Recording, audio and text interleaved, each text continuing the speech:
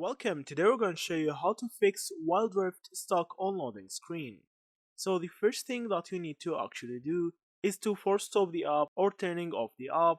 After that you can try to restart your iPhone or Android device. So if there is a temporary bug, now it has been fixed. So you can try to open the app again and see if everything is fixed for you. So after that, if this didn't help you, you can try to see if the problem is in the Wi-Fi connection. So you can try to turn off the Wi-Fi and turn it on again. Also, you can try to restart your router.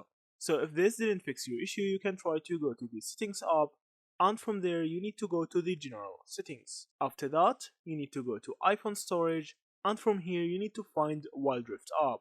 You need to click on it, and after that click on Offload app and hit on Offload app again.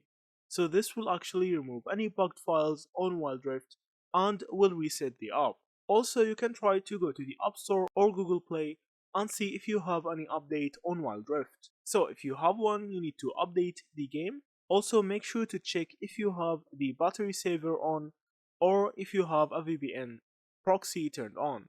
So you need to turn it off and try to open the app again and see if it loads with you. So that's it.